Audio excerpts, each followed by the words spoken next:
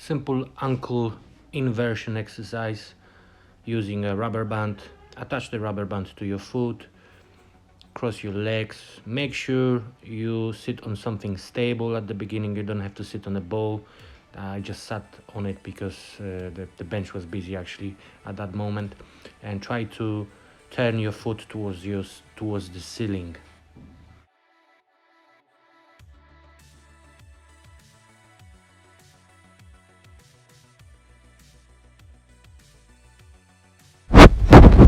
Next exercise, single leg stance. Make sure your knee doesn't bend inward, and try to emphasize that you're standing on like outside of your foot. Grab a ball or something and you can bounce it off the wall, or you can forward it to someone so they can throw it back in different directions so you can maintain stability.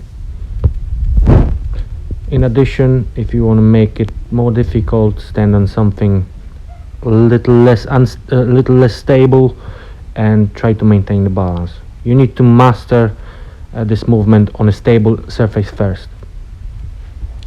Stand on a single leg again. Make sure your ankle doesn't collapse.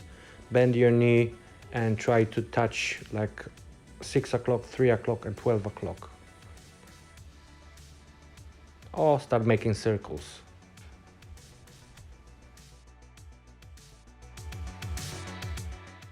Simple glute engagement exercise. Put the rubber band above your knees and make sure your glutes are tense all the time.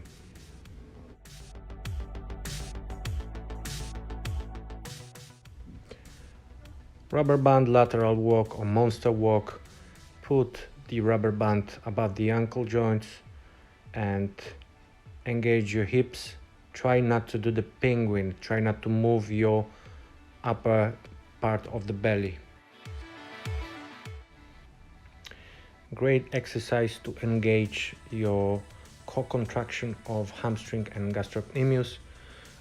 You need to use a midfoot, like you want to squash an orange. You can do it on the foam roller or on the wall if you don't have a foam roller. Squash the orange with your midfoot. Try to pull your heel to the floor. Bend your knee, not very big angle at the beginning, and then lift yourself up, lift your hips and hold it for 6 seconds. Try to change the angle so you can see whether you can engage more hamstrings or more glutes. Usually if you step far away from the wall, the hamstrings will engage more. I love this exercise. Single leg stance. You already engage your hip, bend your knee slightly, and while using the band, try to abduct the other leg. So you will additionally engage your hips. Try to make sure that your knee doesn't go inside.